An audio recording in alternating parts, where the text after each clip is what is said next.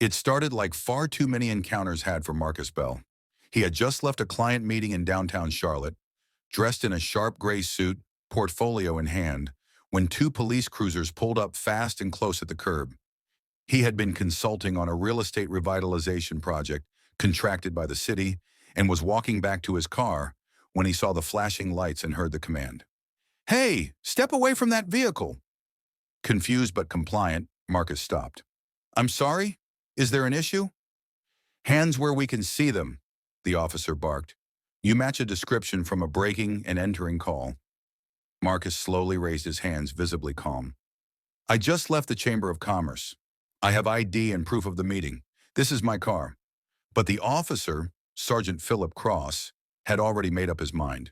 Within seconds, Marcus was against the hood, arms pulled behind his back. It wasn't until he was sitting in the back of a squad car that he realized it was happening again. Another black man wrongly accused, assumed guilty on sight. But this time, Marcus was prepared.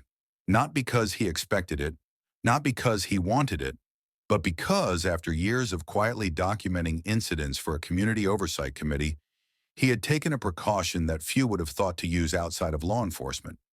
He was wearing a body cam, a high-definition body cam, discreet, clipped inside his lapel, and synced to a live feed sent straight to a secure server in his civil rights attorney's inbox. By the time they arrived at the precinct, his lawyer had already seen the entire exchange and was en route. At the station, Sergeant Cross doubled down. He was evasive, uncooperative, and appeared agitated, he wrote in his preliminary report. Marcus sat silently across from him during the interview. "Is that your sworn statement, Sergeant?" "It is." The room fell silent when Marcus reached into his suit pocket and placed a phone on the table. He opened the secure app and clicked play. The screen lit up. Crystal clear footage played of Marcus cooperating fully, answering every question with poise, even offering his business card. The contrast between reality and Cross's report was damning. By the third minute, the internal affairs officer in the room raised an eyebrow. "Sergeant, is there a reason your report omits this footage?"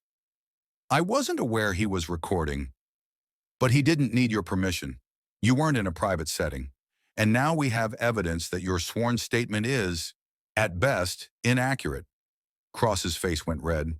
He stammered, but Marcus calmly pressed on. "That footage is live-streamed, stored off-site. I wear it because this happens more often than people believe. Today, it wasn't just my word." By the next day, the footage had gone viral. Media outlets picked up the story. Bodycam saves black consultant from false arrest.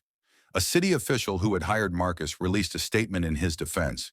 And within 72 hours, an internal investigation into Sergeant Cross was launched. Not only was his report found to be falsified, but Marcus wasn't the first civilian to report misconduct. But he was the first with proof that couldn't be erased. 6 weeks later, Marcus stood before a city council meeting. They had invited him to speak on public accountability and policing reform.